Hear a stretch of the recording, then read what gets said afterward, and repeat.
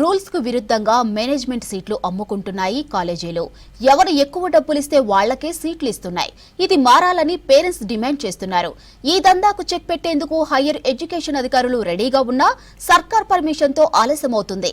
ఇక దీనిపై త్వరగా ప్రభుత్వం నిర్ణయం తీసుకోవాలని డిమాండ్స్ వస్తున్నాయి.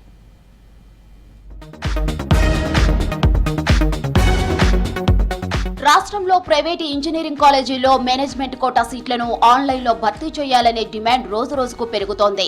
కొన్నేళ్లుగా నిబంధనలకు విరుద్ధంగా ఎవరు ఎక్కువ డబ్బులిస్తే వాళ్లకే మేనేజ్మెంట్ సీట్లను కాలేజీలు అమ్ముకుంటున్నాయి.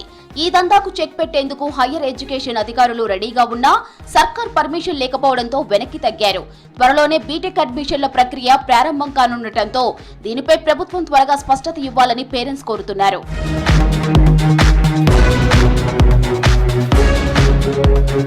రాష్ట్రంలో 157 ప్రైవేట్ ఇంజనీరింగ్ కాలేజీలు ఉండగా వాటిలో 1,00,000 వరకు సీట్లు ఉన్నాయి. దీంట్లో 70% సీట్లను ఈఏపీ సెట్ ర్యాంకుల ద్వారా భర్తీ చేస్తూ ఉండగా మిగిలిన 30% సీట్లను మేనేజ్మెంట్ కోటా కింద నింపుతారు. ఈ కోటాలోనే నాన్ రెసిడెంట్ ఇండియన్ కోటా ద్వారా అడ్మిషన్లు కల్పిస్తారు. అయితే ఎఫ్సెట్ ద్వారా నింపే సీట్లన్నీ ప్రభుత్వమే నిబంధనల ప్రకారం విద్యార్థులకు వచ్చిన ర్యాంకుల ఆధారంగా రిజర్వేషన్లకు అనుగుణంగా నింపుతున్నారు.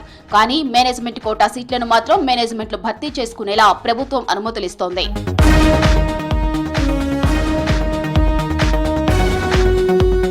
కేటగిరీ సీట్లను ఎఫ్సెట్ ర్యాంకు, జేఈఈ ర్యాంకు, ఇంటర్ మార్కుల ఆధారంగా భర్తీ చేయాలనే నిబంధనలు ఉన్నా దాదాపు ఏ కాలేజీ కూడా ఈ విధానాన్ని అమలు చేయటం లేదు. మేనేజ్మెంట్ కోటా సీట్లకు కంప్యూటర్ సైన్స్, దాని అనుబంధ బ్రాంచ్లకు 5 లక్షల నుంచి 15 లక్షల వరకు ఫీజులు వసూలు చేస్తున్నారు. ఈ దందాకు చెక్ పెట్టాలని కొన్నేళ్లుగా పేరెంట్స్ విజ్ఞప్తులు చేస్తున్నారు.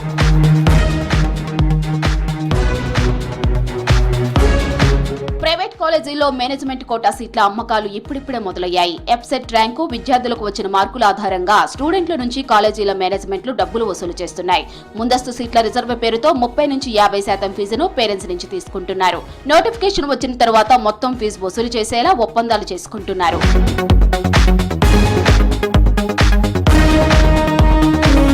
ఒకవేళ ప్రభుత్వమే ఏ సెట్ బి కేటగిరీ సెట్లను ఆన్లైన్ లో పంపితే పేరెంట్స్ కట్టిన డబ్బులు రిటర్న్ ఇచ్చే అవకాశాలు తక్కువగా ఉంటాయి. దీంతో పేరెంట్స్ లో ఆందోళన మొదలైంది.